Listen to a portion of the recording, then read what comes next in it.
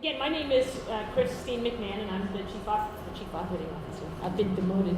I'm the President and CEO of Fedcap, and I am extremely pleased not just to have welcomed you this morning, but to participate in the Framework for Sustainable Funding session. And I've talked to a number of you today and before today and over the last 12 months, and I know that the financial framework is considerably important and sometimes the most challenging to deal with as you think about either starting up one, and I also know that even once started, the financial implications and the sustainability have been certainly issues raised in the 5 areas that we currently have in existence. So we've learned an awful lot in the last 5 to 7 years, and in particular the last year we've been concentrating really in a diligent way to try to build sort of a basic understanding of what would be a reliable framework. And I think reliability being key. And know that this is a new service. It's in its infancy. Even 5, 6, and 7 years. What we have is an awful lot of data, and we've been able to put it in some rational framework. And we think we have what will be the beginning of what we could then call eventually a model. I want to start by saying it's really not a model as of yet. And it's by design. We don't believe we've really understood all of the elements that there are to this. In fact, I see that as a very positive opportunity, that in the future I think we're going to find more and more opportunities for sustainability. Even the comments that I heard this morning trigger other kinds of questions around funding, future funding, and sustainability. So I'm very optimistic that the funding model that continues to evolve within the ReServe network will be one that is truly one that can take us into the next set of decades. So for the time we have today, I wanted to cover a couple of points. One of the things that we do know in terms of building this framework, we had a number of principles that seem very, very clear to us. One, location matters. In New York City and Milwaukee, there's a difference, it turns out, and location matters. So another important element that we've discovered is that really ReServe has an evolution, that there are stages in connection with how ReServe matures, and where it's not old enough yet to have fully matured in any one location, we anticipate continued maturity. And why that's important is because it does change some of the conditions. So if we're in a startup phase versus a steady state phase versus we're trying to absorb new and innovative ideas, that causes us to have to re-engineer almost mini startup phases over and over again. And so those things become important to us. Also want to spend a minute or two talking about the scope of work and the way in which that changes, one, the pricing and funding around ReServe. So exactly what it is we're being asked to do in the context of any opportunity, whether it be a placement or sourcing a whole network of placements, how much upfront work, how many times are we screening, what kinds of screening tools are we being asked to use. So the scope of work matters, and those were important to us. And then I want to maybe spend a couple of minutes talking about cost versus price, because I think this operation has to be looked at in the context of a sustainable business as well. And I think I want to be able to bring a few points forward that speak to cost versus price, because I think it's very important. I was having a conversation with somebody before this session started, and talking about what is the nature of ReServe. Is it a framework designed to help people who are getting older find ways to purpose? And we heard from Ursula today how important that is, and why that's relevant in ways that matter in life in terms of the how long you will live and how healthy you will be. We could just as easily had someone up here talking about the capacity we need in communities and the role people who are older are going to play in solving today's and tomorrow's social problems. So, we don't have to look far. We could have had someone up here today talking about the implications of children not graduating high school and the role ReServe could play. We could have had someone up here talking about all of the gaps in our social service systems and the role in the capacity for older people to make significant impact. And the fact of the matter is, ReServe is both, and I think that's what's so ingenious about it, is that she asked me which way did I lean, and I said, there's no way to lean. It's exactly both things. And why is that relevant in a pricing or financial model? It's because you have to really be able to explore both of those avenues in your thinking about finance, and so or sustainable funding for this. And so I think we'll talk a little bit about that in connection with approaching foundations and how some of these national impact strategies, not only do they have a social impact, obviously, they will also have a financial impact. And I think we heard also Jack this morning, or someone make mention of the idea of developing relationships with either organizations or systems of organizations, and looking at how many reservists can you place at one location, and of course that matters too. Any of you sitting in this room work in a for-profit arena, just out of curiosity? So a number of people here work in a for-profit industry, and I think why that's important is, in some ways, some of the things that I think we might talk about today will not be inconsistent with any type of enterprise. One has to be concerned with pricing and costs and scope of work and what you're being asked to do. And even though this is very much a social service organization, there are elements of it that really do speak to how do you keep a business running, even one that does good at its core. And so I think that's why this is important. Before we get into some of the details, I was really looking for a reason to write on those walls, but this probably won't even be a good one because I won't be able to write on the walls anyway. But I really do want to write on those walls. I wanted, before I started on some more detailed explanations on any one of the topics I just laid out, I kind of wanted to hear from people.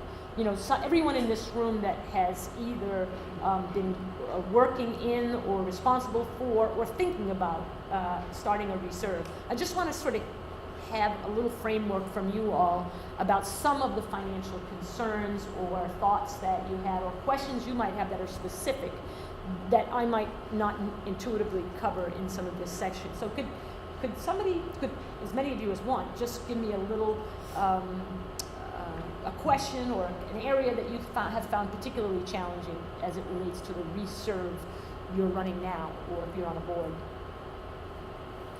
Well, I've always, because I'm the capitalist in the room, I've always been concerned, was it fair to have everyone be valued in the same way, with the same pay rate and the same low rate? So I'm really excited because I think we're going to be working toward a cost of service and a scope of use model that will address that. That's a great point, and I will not. I will definitely want to cover that. This idea of indexing, and does that make sense? And I think the reservists answered the question pretty well.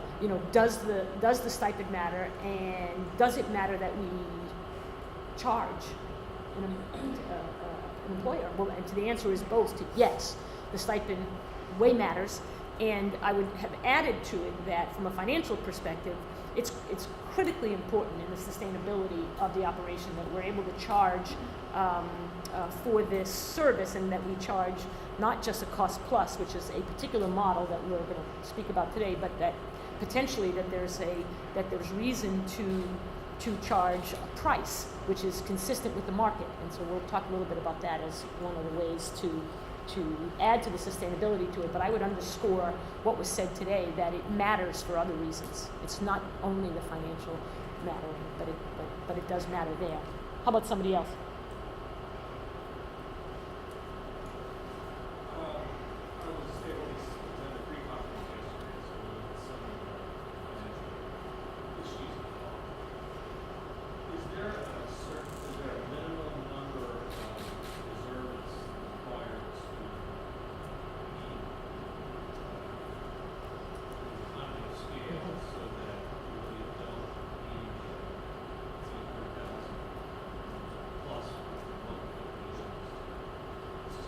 That's a great question. And one, we've played around with some of the numbers, and in fact, that might have been a good thing to bring some of the actual numbers.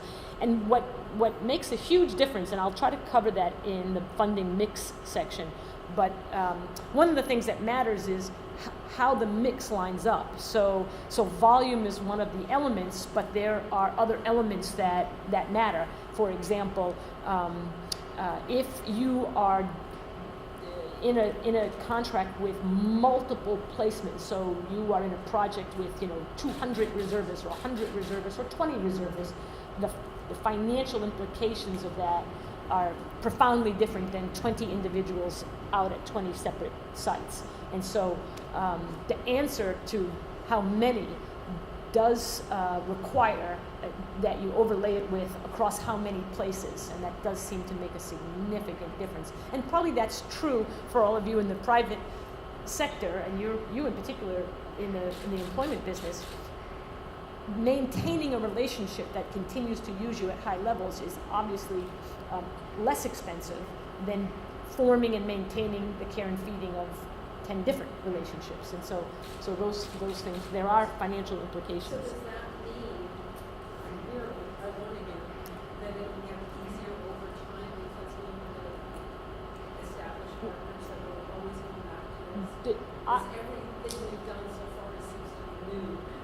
I think the short answer is it's definitely gets easier with volume and time. I think we've seen that in New York. It gets easier with volume and time. However, make no mistake, it's the entire operation is relatively a new business, if you would consider it a new business. So it's still, even in New York, it's still uphill all the way. Volume does matter, and that's definitely relevant. And I think we've seen some exponential shifts, in particular in our relationship with foundations and networks. And I, again, want to talk a little bit about that as a financial strategy, because I think that has had exponential change in terms of the ability to finance.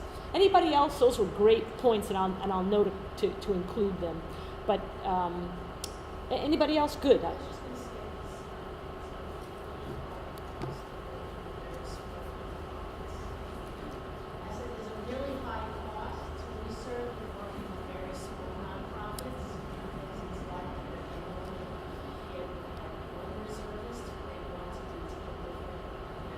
Right.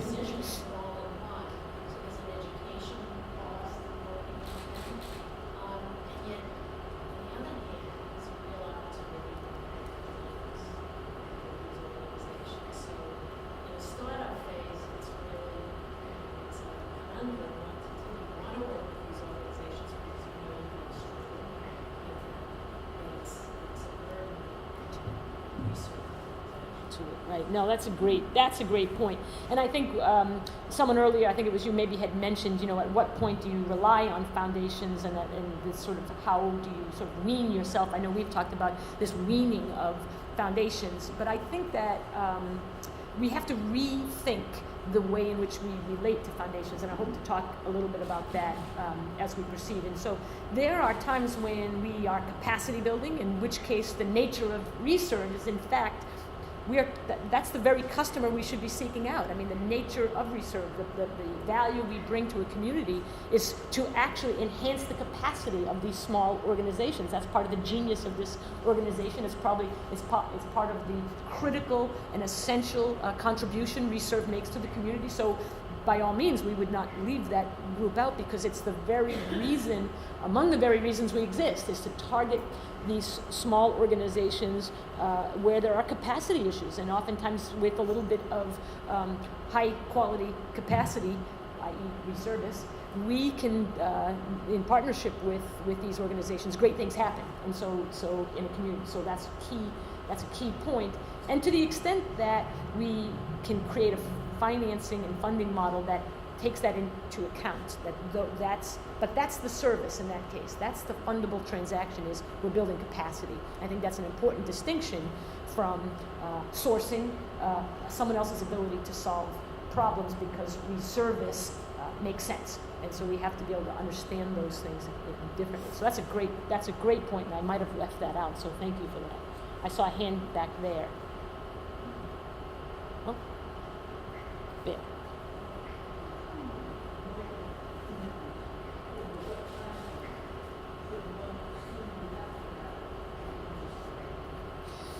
So the startup phase, and that's a great segue into just a few minutes on the timeline itself. And this is an evolving concept, and almost everything we say is evolving because, again, each year that goes by, we are fine-tuning what we learned and trying to put it into context. So at this point, a startup phase could last in our minds anywhere from say 9 months to 18 months. And I'm lumping startup as something that gets turned on.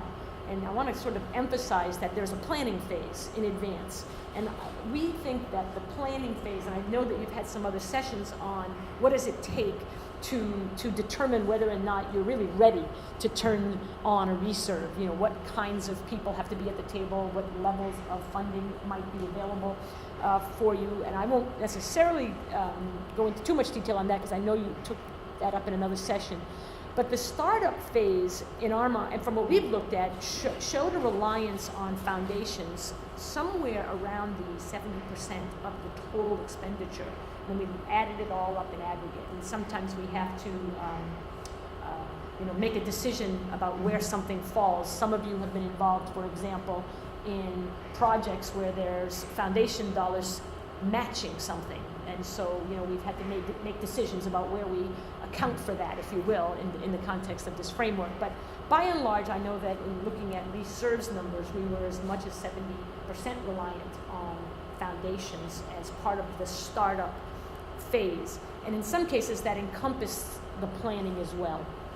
And I don't think it much matters what community you're in, by the way. I think that number probably would have held true as much as 70%. Now, the other 30% is interesting because in some ways there's reason to believe that at this point it would make sense upon startup to actually have a contract in hand. So rather than start up exclusively with foundations, we have woven into the belief pattern that one should have a series of contracts for ReServe already in play. And quite frankly, that's not hard to do. It's in fact easier to do at the startup. I don't know if any of you have ever run a capital campaign, but you don't even announce the capital campaign until you're 40 to 50% there. And I think from a financial perspective, I would propose the same strategy here, that in fact when you do look for contracts, you look for them in advance as part of your advanced work, as part of your planning work, and you get the commitment of 2 or 3 broad individuals. And they do a couple of things for you. One, they establish a financial pattern for your ReServe, and then 2, they sort of inspire others to join in, and I would pick carefully, target carefully some of the individuals you might use. And I know for those of you who are running reserves now, if that resonates, feel free to reinforce that, because I think it's an important element of the planning and startup. The idea that in each community, from a financial perspective, once you've started, that your planning is over. I think, I'm trying to illustrate here that planning and replanning and planning again has to continue, not only from a programmatic perspective, but from a financial one. And what we've learned is that there are environmental shifts that take place in a community for which financial planning is necessary. And sometimes it's opportunity. And so something can change in your community, an emerging need, and the idea from a financial perspective, and this should sound consistent with anybody running a business, is that you have to stay relevant. And so you have to be positioned and ready to respond to a need in the community. The special sauce we have here is ReServe. That's the special sauce that ReServe has to deliver. And so when you have to truly be on the lookout in your community for ways in which ReServe can make an impact. There's a sort of a steady state. We barely consider New York in the steady state, by the way, and just to give you a sense of timeline. New York's been at it now a while, and I would still say that we are re-engineering and in a growth mode. And when you look at a place like New York City, you have to apply a different set of standards if a smaller community has 100 people placed, and New York has 100 people placed, in New York City we had 100 people placed, that would not be an equal comparison. So the steady state framework financially is still evolving for us. We set targets to get our foundation support to be less than 40%. We want our foundation support to be less than 40%. But I want to make this distinction in that when I'm talking about foundation support at less than 40%, I'm actually only talking about those support needs that relate to, Carol, what you were talking about, some of the ways in which a foundation might be interested in help building capacity in a community. I'm not talking about foundation support that is already in existence to solve problems in the community. So where you have foundations whose mission is to assist children in high school graduation, and to the extent that they're spending dollars to get that accomplished, that's not the same. I think we should be increasing. And I would say over time, we would see a reverse in the framework financially, and I would be looking for more and more of those opportunities to help foundations actually deliver quality and relevant impact in their communities. And among the ways in which they would do this is to utilize organizations like ReServe and or ReServe. And that could happen through other organizations or directly for the foundation. And so when we get to the part about foundations, I want to really drive home from a strategy perspective the way in which we think foundations become very, very relevant. We have a couple of other examples, not just foundations, but want to, reminded that with Bill from Miami in the room, we have occasions where individuals or companies or foundations, in this case a foundation, help seed something by supporting a reservist in another location as a way of sort of spearheading the use of reserves. And it's worth talking to Bill at any type of a break. Bill, wave your hand, because I think that is a remarkable, first it's a remarkable thing that Bill's doing, but it's also, I think, relevant, and it could have financial implications in other areas, the work he's doing. So developing community partnerships at the startup, and I make mention of this in a financial session for a couple of reasons. They are key to the sustainable financial framework. So it matters who you gathered around the table, whether you are starting up a ReServe or there's currently one in action in your area, and we are looking at who is sitting around the table, not just in the advisory board, not just as the advisory board, but to the extent that we are aware of, and I'll use a business term again, the buying power of our community. And essentially, part of the financial framework, you have to be thinking about the buying power in your community as it relates to capacity and places where researchers can make a difference. And so whether you're talking about some of the business-to-business infrastructure that exists in a community, because there are also not-for-profits in existence in those chamber meetings and all of those kinds of places, and the foundation community and or some of the planning community. I think planning communities are often left out, but there's entire infrastructure that surrounds capacity building in communities, not just so that people who are older are able to live in place, but actually the kinds of planning that goes on that for which older people can be part of the solution for certain kinds of community planning initiatives. And so I think it's key from a financial perspective that you not only look at who's at the table from a skills perspective, but look at them from the context of buying power. Missing from my list, not missing, but not spelled out, I sort of take it in one swipe, the state and municipal government, and I really could do a whole session on just that, or that piece of the puzzle from a financial perspective. And I think it does take a little bit of pushing to think about the traditional stakeholders in the context of buying power, but that's a different way of looking at all of these stakeholders. So, for example, some of the connectors in a community, your hospital CEOs, your bank presidents. I mean, these are people who are in communities who make connections, but again, not just for places where you can seek foundation support, but actual buying power. And we really need to be thinking about them in that way. Talk for a few minutes about the funding mix. Certainly, we've talked about a couple already, the nature of foundations and the role foundations play. There's a fee structure where, and by the way, some of the relationships with foundations have broad examples. So where in some cases you're approaching a foundation for some startup funds, and I see that sort of at the stage one relationship, where you're working with the foundation who's giving you some startup support. They're supporting the planning process potentially. They might be supporting the opportunity for you to market. They might support the building of your website and sort of the launching of ReServe. That is certainly sort of, I would consider that a step one or a stage one relationship with a foundation. As that relationship develops, our integration or intersection with foundations matures to where foundations whose mission it is to solve all the problems of the community recognize the importance of the reservists in achieving their mission. And that's an entirely different relationship. And that's the one where we see potential for exponential and sustainable funding.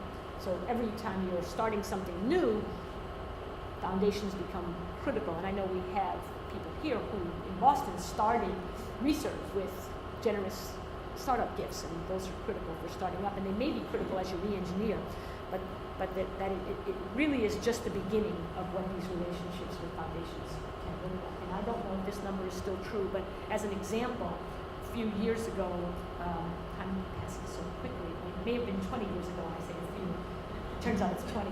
But I had understood at one point that as much as 40 to 50% of the work we do in this country in connection with just children is foundation support, not just government. And so, there's tremendous philanthropic support for helping children achieve all they can be.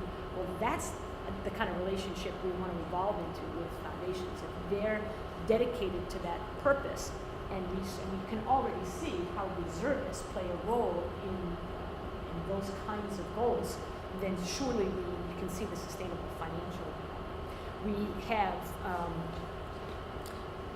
I don't think in New York City yet, and I'm not sure anywhere where we're doing this in any other locations, but there is great movement afoot in terms of workforce across the country. There's just tremendous energy around workforce, and Fedcap's history is rooted in workforce. And again, our job is to find ways from a financial perspective to be relevant in that area, or in an area like that. And so we would spend enormous amounts of capital trying to figure out, what role reservists play in that. We're not replacing a general workforce in that area. That's not the purpose of ReServe. But are there gaps? Are there places where reservists make all the difference? And are those, from a financial implication perspective, that's the kind of thinking it takes for sustainability and funding sustainable funding, in particular with foundations. The fee structure, and we talked about this already, this idea of we charge a certain amount and we pay the reservists. I'm not going to spend any more time making the case that it's necessary. However, there is reason for us to continue to evaluate, does $15 make sense? Does $10 make sense? Is $10 in New York the same as $10 in Miami? So all of those things have to be considered, and I can tell you from this perspective that we've been very slow to change the $10 part. We've been very slow to do that because we understand that there's implications for that kind of change, and so we're really going to study that a lot longer before we make any type of recommendation around changing that. But we are aware of the geographic differences and are looking at it. We have made considerable changes on the upside of this, meaning whether 15, 17, 18, 21 makes sense, and we have examples of all of those things. And so I do want to spend a little bit of time talking about that because it does matter in terms of the sustainable funding. It matters even in the short-term funding. So the municipal, state, and federal contracts, I would say they have to be part of your framework in terms of ReServe and its funding. And they do a couple of things for you. One, they, from a financial perspective, they are predictable. They're usually contractual annual contracts, and I think that's something that we want to also talk about, if we can briefly, the difference between sort of a projected cyclical contracting versus long-term contracting, and I think that, again, makes a difference. And folks here from the private sector would intuitively understand that when you are looking at your entire payer mix, you are looking at how much of your dollars are already captured through an existing contract, and we have to do the same. And one of the things that happened, I know in New York, and I suspect if all goes well, this will almost happen in other areas as you grow, but we know better now, so the downside won't happen to you because we understand it. But oftentimes we would get funding for multiple years, 2, 3, and 4 years of funding, whether it be a contract or a foundation. And accounting for those things across multiple years became quite a challenge. But we soon understood that, like any business, the more contracts you can accumulate multi-year, that's equity. I mean, you're building equity in this framework, and you absolutely have to be thinking about that from a financial perspective here, not only in foundations but in contracts. And I'll just give you an example of each of those things, just in case there's ambiguity here. The foundations are easy. So, or a donor makes available to you, $200,000 over 4 years. That's kind of easy. You can almost do the math and think about, well, we're going to spend this much of it each year. We may have some disproportionate amounts of spending. But then you may also have a contract with a school district. You may have a contract with a larger foundation in which you are being sourced essentially for, making up numbers, 300 hours of reservist time, and the contract is 3 years. And so that has financial implications. I mean, and if you haven't sourced, if you haven't understood the scope properly, they could be great implications or they could be terrible implications. So we'll talk about scope in a minute. But that is the equivalent of building equity, as close to it as you can get. And those are the kinds of things that we want to start embedding into our financial planning. And the net result of that is you start every year, in our mind, the target number is we want 50% of your horsepower to be in place. And so that requires every year you're still working as hard. And depending on how fast you want to grow, you might be working harder. But the idea is you're working not for next year, but for the year after. And that's game changing, by the way. That's much more like business, and that's game changing, and we think necessary for sustainable operations. Or at the very least, if not necessary, we think it's opportunistic to be thinking in that way. And I'll give you some examples. When we started in New York, the first year we assumed responsibility for the operation, over $500,000 was already raised for that next year. Now, it had been raised in the context of multi-year grants. It had been raised in the context of contracts signed with various stakeholders for sourcing ReServe, but our total budget was roughly $3 million, just under $3 million, say it was 2.7-ish. Over 500,000 had already been secured. Now, it didn't mean we worked less rigorously. It's just that we were working for the delta and then the next year. Now, over time, what we saw was a decline in these numbers, and so that was alarming to us. But the good news was, when we see the decline, we're talking about a year out. And so the further out you can start to look at the decline, the better off you are. So in fact, if we don't start every year with $1 million already, and by $1 million in this case, I'm talking about a third of the operation, we see that if that declines, that rings a bell for us. And that helps us focus on the sustainability of this, because we don't start from ground zero each year. And that's important. And we're creating more and more optics around this. And by the way, this would not be this would be something I would advise every not-for-profit to do in their regular business. I mean, this is not a new concept, and in fact, for-profit businesses survive this way. They're doing this all day, every day. We have a banker in the room too, so I know he would agree. The corporate support, I want to, we don't have an enormous amount of individual donors in this arena, but again, I think it's too new, and I don't think we've laid out a platform. My own prediction is that legacy and bequest gifts become much more our focus in terms of individuals, and I do believe that on the horizon will be a fairly well thought out, comprehensive plan to make at least folks aware that if this is one way of giving back through bequests and through legacy gifts, and we're hopeful that that will be constructed in a way that's beneficial.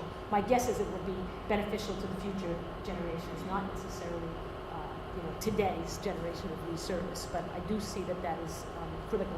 The other piece of the institutional funding, I just want to make mention, and Ursula sort of talks about the numbers, and she has a great way of integrating not just the numbers, but what it means on the ground, and I do appreciate that.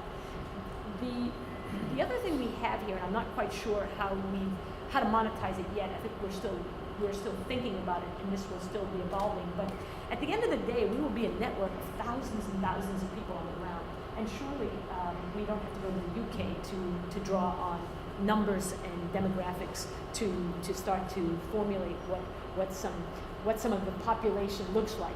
We can use USA subjects, and I think we will be a source of subjects over time, not just amongst our reservists, but certainly the advisory boards and the reservists. I mean, to me, there's a way to put that to use. When she talked about not just the experience of the individual, but the entire population, I think about that as in terms of research. I think about the individual work we do, the impact we're making in various areas, but I am continually distracted by this idea of thousands and thousands of people, both at the advisory board level and at the reservist level, who, to me, there's something there, there's something leverageable, and certainly among the things I want to continue to talk about are ways to monetize that firepower, and I think certainly research being among them, and I, again, look at that in connection with a relationship with foundations, a relationship with schools like Columbia, that this operation has potential to be part and parcel of that. And I mention that because in a few minutes I'm going to talk about a research project we are involved in, and the gentleman from Robin Hood, Michael Weinstein, whom we've met, if he were here, I'd have him say a few things about it. But that's one great example of where ReServe is at least peripherally involved in some real research, and there were some great financial implications. And in fact, I only wish we were capturing other data related to the reservists as opposed to just the impact we're making. So I want to just look at the targeted project funding. I'm going to give you an example of that as well, because I think that's also important, and it does matter. Again, when the original question was asked, what sort of is the magic volume number? Well, in addition to volume, in addition to scope, the nature of the contract matters, whether it's multi-year versus a very specific project. And I will go through an example in New York City of a project. So it's a 4-month project. I'm not even sure if it's 4 months. I'm thinking of the Harlem project, and that has a very specific set of implications, both up and down financially. And so those are important to understand. And just briefly about the scope of work, because I think this happened to us kind of over and over again, and it wasn't until a real thorough analysis of what each person wanted of us did we realize how important scope was. So you mentioned the smaller organization that wants something done, and then there are large-scale placements which we've promoted as much more financially advantageous, except for when there's a layer of duties that they're expecting in the context of sourcing that actually is way outside of the scope. And so when we talk about $15 an hour, really it presumes a certain amount of activities in order to solicit, screen, and place. If a company is requiring that you, as an example, administer a tool, or if they're requiring that you source in very specific ways with very specific criteria, your activities increase. As a reserve operation, all of a sudden you're required to do, you have to see way more people, you have to touch way more people to source that one place. If somebody's looking for master's prepared tutors to work 3 hours a day in one particular area, that's very precise. And so that's going to require an enormous touch. And so you do have to understand the source. Understand exactly what it is you're being sourced to do, and you have to price for that, or you have to perhaps not do it. But certainly understanding it and pricing for it is key. We chose to embrace the scope, the range of scope, and where we have the expertise to do it, we suggest that you do it. But where you don't have the expertise, if you want to sum something out, then that makes sense as well. The key here from a financial perspective is don't overlook it. And it turns out not every request is the same. And in particular, as we start to advance and work more with broad systems and work more with large-scale projects in the community, the role that ReServe can play can expand. And we just want to be very, very careful about it.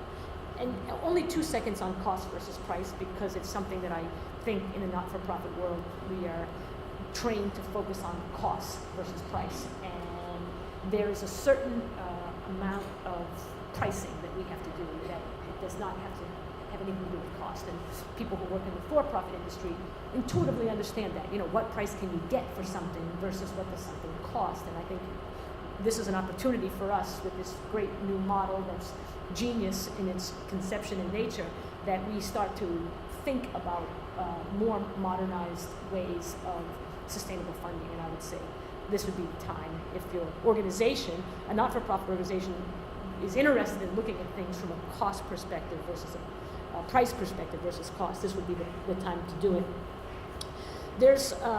We've toyed around with a couple of other models, and I just throw them out, notwithstanding the cost versus price scenario, so you can embed that concept into any financial relationship.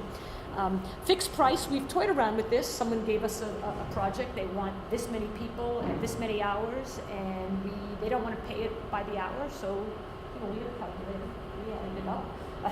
And we added and we gave them a fixed price. They wanted basically no risk. Essentially, the buyer wanted no risk. They wanted to pay us $15,000 for this many hours at this location, and that's the contract they wanted. We said, okay. So it doesn't change anything. We simply had to use our calculator instead of theirs. And I think those are great. Having the flexibility, I guess, is my point. Being flexible, as long as you're getting to your end number, being flexible is I think, reasonable. There's a cost plus component occasion. We've tried this twice, cost plus. So we've taken the hourly wage that they want to supply, and then we add on. And that's cost plus is a commonly used business model in all kinds of industries, including the staffing industry. And so we've decided to test that, and it's actually, it works. It speaks their language. They're accustomed to it. It's similar to any outsourcing of workforce that they've been doing, and so it makes sense, and it creates some flexibility, and I think to the buyer, visibility. I think what the buyer likes about that it's visible. Speak to the concept of advances for just a second, because we've done this more and more, especially with large-scale projects. When people are asking us to source, 100 people, as an example, where they're asking us to source very obscure, difficult positions, and we are under a contractual obligation to do so, we're asking for advance money. So we'll take a large, understand what the scope of the contract might involve, and we will say that we need some percent of that up front.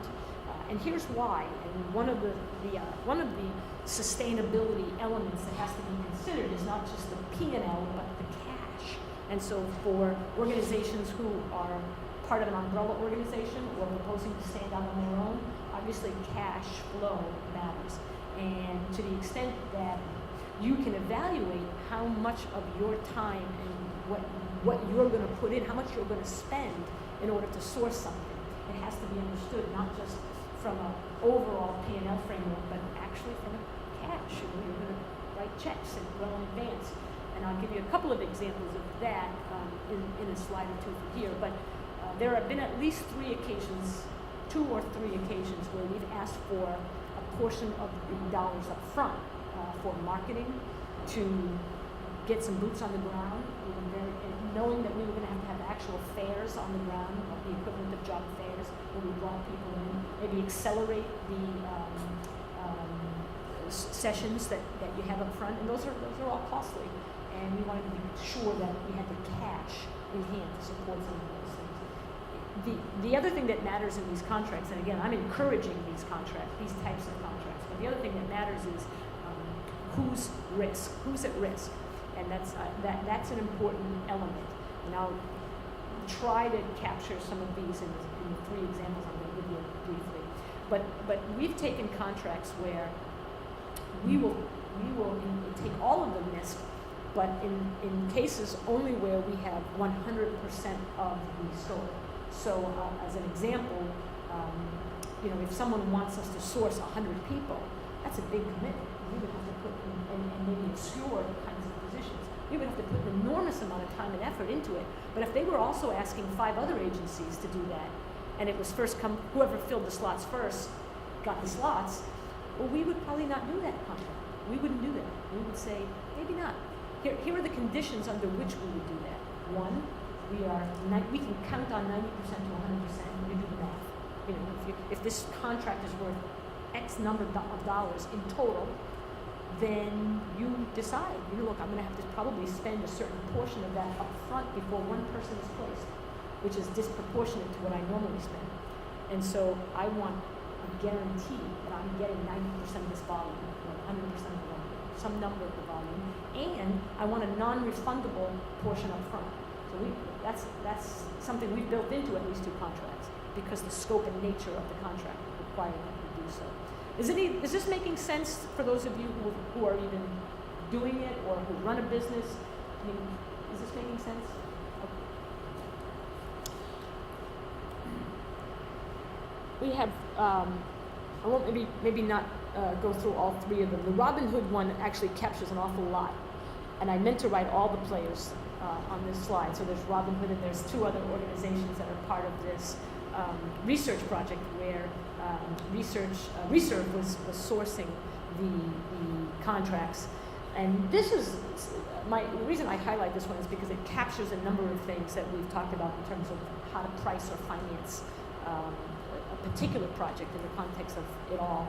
And I might say now, I'd probably say it again at the end, that it takes all of these things to sustain the ReServe. I mean, there's no magic. One of these works better than the other. And in our opinion, at this stage, looking at the numbers, it requires that we use all of these strategies to advance ReServe.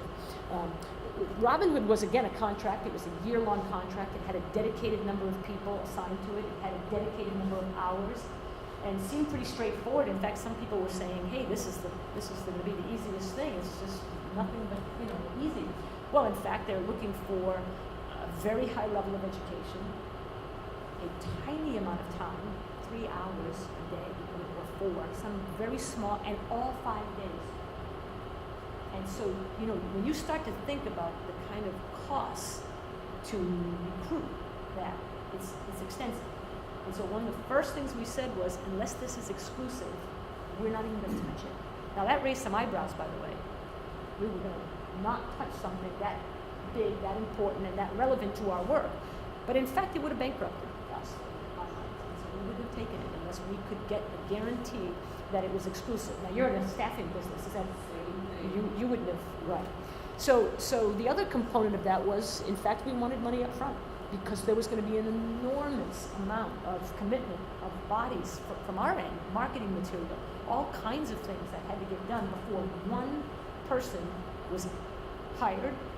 And at that point, the traditional model where we would not be paid until the $15 an hour was billed, so that could have been months away. because to source 100 people in this way would take 6 months, somewhere between 4 to 6 months. So who would support that work? Now, one way would be to go to a foundation, I guess, and try to get some support for that effort. And that would be a reasonable thing to do. That would be an easy thing to do. I'm not sure about how easy it is, but certainly reasonable, simple solution. But in this way, we're building it into... Isn't probably Yes, but that's not what they're funding. They're funding this large-scale research project. And we are simply sourcing the tutors. That's all our role is. They could have gone to any other source for this. We are solely the source for their tutors. We're not part of their research. As I said earlier, I wished we were actually more integrally part of the research, but we're not. They're researching a very specific application of tutoring to a designated group of children as well as a control group. And we are supplying, for lack of better word, the workforce. That's it, the tutor. And so they were funding this, but did not have an appetite to hear anything from us. And if Michael were here, he'd tell you himself. But they didn't have the appetite to, add some extra dollars to us. This was a business negotiations, and they were. First of all, we charged them $16 an hour, not $50, because the steady state, we couldn't have captured all of what we thought it would cost within the year. So they only gave us, it's a year-long contract, and so we had to do the math. What would it take to actually source this? It does not go without an expense to source this. And we didn't believe we could get even by just using $15 an hour. So in fact, we went to $16 an hour in this example. It's exclusive, meaning they can't give this work to 5 other organizations. Because if we only sourced 50 of them at $16 an hour, and put as much infrastructure in place as necessary, we would have lost our shirts. So that wouldn't have worked. And so there were elements of this contract that had to be understood and implemented. We don't need to go through too many mechanics, but only to say that there was a tremendous upside and there's a tremendous downside without proper evaluation. Jump to AmeriCorps, for example, as another example. Oh, sure. Okay, so by 16, why not 17, 18? Have you ever negotiated with Michael Weinstein?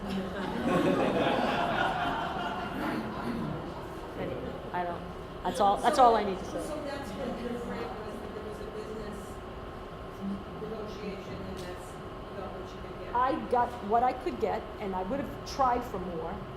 But the important part was we were taking risk in this contract. We're taking risk too, because if we only sourced, even though we were exclusive, if we didn't meet the benchmark, say we only were able to deliver 60%, we bear a tremendous risk. So we could have, built into the contract was a provision for them to go source through other people if we hadn't met a certain threshold by a certain date. And had we only achieved 60% of the contract, we would have been in trouble. And so, but this was a risk sharing contract, and that's what's important about it, is to understand that it's a model of engagement, risk bearing. And we're not afraid of it, by the way. We think that there's also an upside to it, as you do in the private sector. So, and that upside is going to be increasingly important to us as we mature as an organization. The AmeriCorps, I'll just jump over to that one, and I want to stop in case there are questions, and I know it's getting close to noon. The AmeriCorps was an interesting example, and this is a case where we're aligning directly with foundations, but these foundations are in support of other activities, and so the AmeriCorps' goal was to help a certain population, and they were willing to put up X amount of dollars with a requirement that we find match. And this concept of matching, I wanted to highlight it, and that's sort of why I have it here, because I think it's an important piece of the sustainability. In our minds, AmeriCorps had some interesting implications in that it was a very complicated set of finances, meaning they had lots of requirements to get their portion of it. I think what we failed to do, and why I raise it as an issue, I think what we failed to do is fully source and fully understand the cost of it. And so when we went out to get match money, we limited initially that match money to the way we laid this out for AmeriCorps. So we would lay out what AmeriCorps' requirements are, but we didn't overlay ours. And I had to do it over again. I would be suggesting to folks that we unabashedly understand our costs, understand all of them, and if you are hiding costs, then probably you shouldn't do that. You shouldn't need to do that. I think there are legitimate and reasonable costs that need to be transparent, they need to be visible, and that they make sense, and they make sense for business reasons. And I think we need to be pursuing those in connection with our contracts. And so, for example, with the AmeriCorps, we sort of got ourselves into a small number of match money based on what AmeriCorps was allowing. And the reason I highlight this is because, to me, it needed a third dimension. What were our costs to run the organization that need to be applied to this? And so when we seek our match, maybe it isn't 50-50, maybe it's 60-40. And that's okay, because you just want to, these are legitimate costs. It's what it takes to recruit and manage for this particular project. And I think that was an area where I would continue to pursue the match, but don't hesitate, in my mind, to play around with the match numbers. It doesn't need to be 50-50. It could be 60-40. It could be 70-30. So I thought that type of financial arrangement was worth it. I won't go into the third one because I know we're running out of time, but I wanted to talk for a minute about capacity building, which was on the last slide, as a part of a financial consideration. Because I think it's a distinction between the efforts of sourcing an individual to do something versus taking a step back and thinking about the kind of capacity that's needed in the community and the role people over the age of 55 who are coming out of work can play. To me, when you think about building capacity, it's not limited to any one area. I mean, there's capacity needed in all dimensions of our community. Take your hat off now as someone whose work revolves around children versus older people versus people with disabilities versus whatever hat you wear in your day-to-day social service arena. Take that hat off and just think about the community in the context of capacity building. And I think here we have an enormous opportunity as a framework, as an entity, ReServe nationally, to target capacity building in various communities. And the more we can think outside the box in this capacity building, I think the more sustainable our financial future is. Some of the typical suspects, the children's work and alike, but I'll give you, a couple of examples. There's an enormous amount of community planning going on. There's transportation gaps in our communities. There's healthcare gaps, and these are ones that I know some of them we've touched on, but some of them we haven't touched on. Lori made mention of green technology. So these are areas where we haven't even contemplated all of the capacity areas that ReServe can play a role in. I think thinking about a financial transaction, ways in which ReServe can be engaged in its community to pursue those will be important. And finally, that didn't work well. It was finally. Finally, just to maybe talk briefly about sort of the localized approach versus some of the efforts from a national perspective. And I know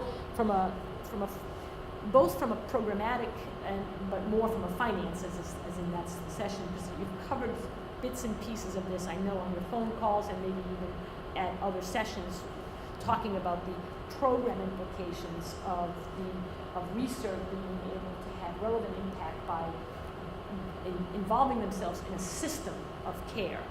And I think those, we are experimenting with those as well, and I want to mention them on a couple of fronts. One, there are national organizations, so they're not-for-profit agencies, but they have a national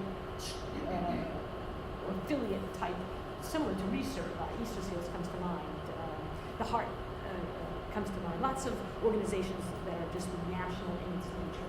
And they usually are represented by 30, 40, 50, 60 in the case of Easter Seals, 85 separately incorporated Easter Seals around the country, as an example.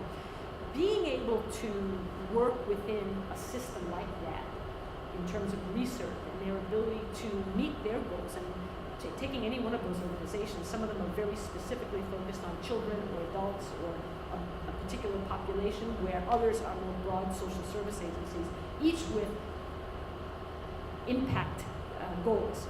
For us to educate them as a system and help them find ways to use ReServe and reservists as part of their strategy for community impact is critically important, not only from a programmatic standpoint, which I think the case has been made, but it's critically important from a financial perspective. So our ability to negotiate on a systems level. So for starters, national ReServe hopes to be able to deliver this to the individual users. So if we can be at the national level negotiating contracts with larger systems, that will have an impact on the amount of local dollars necessary. So going back to that model where we like each fiscal year, we're working toward a metric where each fiscal year, you already have 50% of what you need in contract. It's already been, we already have that in contract. And that number, we might want to pursue that at 60 or 70%, but for now we're shooting it for 50, considering we're only at about 25 or 30% at this point. But the ability to deliver that nationally is very, very important to us. And we think that the national financial stake, so where we could negotiate these, could exceed 10, 15, 20% of each reserve organization. That's our goal. That we have no benchmark for it, by the way, because we have no experience with it yet. But we are anticipating or contemplating that somewhere between 10, 15% of each ReServe office can count on roughly 10 to 15% of their revenues having been negotiated at a higher level. And hopefully, this speaks to some programmatic issues, by the way, because you have to be able to deliver as a network. ReServe would have to be able to deliver as a network. And at this point, we have not solidified that. The other element of some of the national work that I think worth mentioning is from the perspective of impact and picking targeted impact. And you covered this extensively. So there are very important national agenda items that emerge. And the ones most popular at the moment, I know that you've talked about, are the health navigators and some of the work to get children graduating from high school. Well, there are countless numbers of these national efforts, and the statistics are overwhelming. I think we probably talked about some of the work that we're focused on in connection with kids who live in child welfare systems and what their educational future looks like. So these are ways, so this is separate from dealing with an organization nationally, like an Easter Seals, but we are also thinking about how to begin to develop capacity to address some of our nation's biggest problems. And that's sort of a different way of understanding it. Now, we may do that through multiple organizations, among them foundations. And this was an area where we saw amazing opportunity in terms of partnership with foundations from a national perspective. So this is not a relationship that is, hey, help me start up. It's way beyond that. This is a relationship that's involving, hey, we're going to solve problems together. We're going to have significant impact on the community's greatest problems. And it's in particular where they already have focused on that effort. And so we want to be a major resource and fulfill some capacity issues in that as a network. And that continues to be something that has to be understood. So when you run something locally, we are also trying to build a network of impact. And so that has its financial implications. So go ahead. But we need those national contracts, but we're really not a national organization with credibility yet. So is that what it's Yes. The short answer, yes.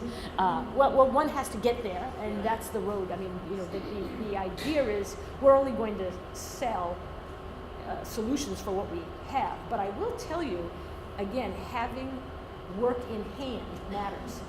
And I can think of two examples where we've written reservists into contracts with state, foundations and municipality opportunities, and there are no reserve offices in there, in that community.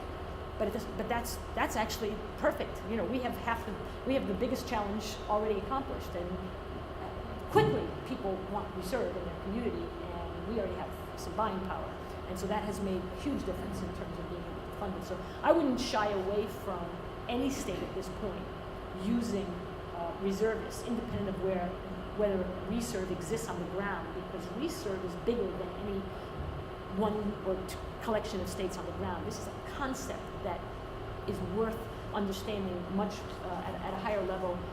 There's so much technology built into how we recruit and place and source, so we would easily adapt for that type of sourcing.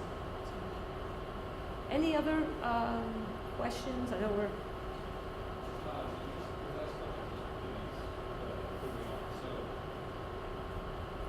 New York, the reserve office in New York City has contracts with both positions. Well, the short answer would be partly yes. We have capacity. I don't know that I would say New York City, the reserve office would execute that, but yes, we have the ability to use reservists in locations where there's no bricks and mortar ReServe established entity. Using reservists amounts to people in a community coming onto our board, looking at opportunities. It doesn't matter what state they're in. And so we envision as moving forward, a fundamental shift in our own thinking has been, you know, to what extent does the bricks and mortar on the ground, is it required for ReServe to exist? And the answer is, well, I guess it really doesn't need to. It doesn't need to. And that has financial implications as well, which is why I raise it here. It's also an important programmatic issue.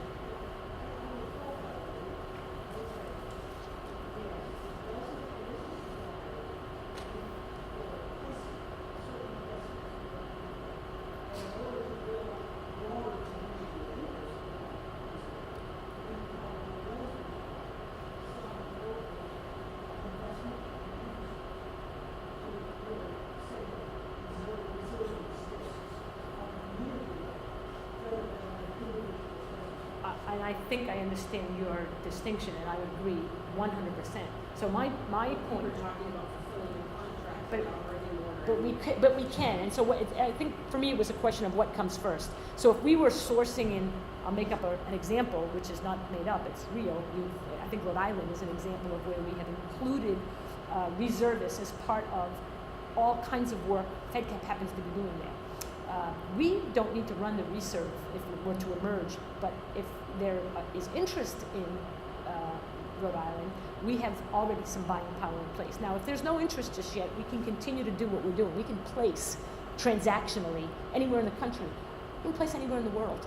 This is a technology-driven framework.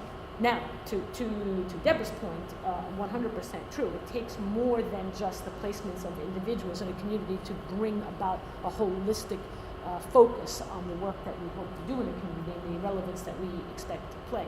So we would try, with that buying power in hand, to develop the on-the-ground local presence. And at some volume point, we would do so, for sure, even if no one emerged. But the short answer is yes. This framework allows us conceptually to think about placements anywhere in the world.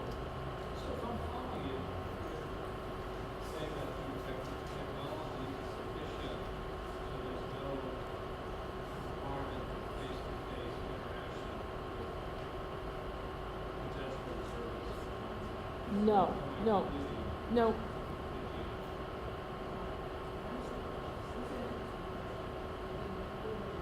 Right.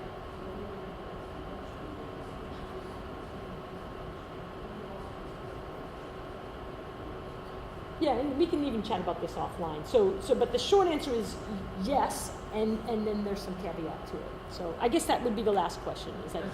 Was that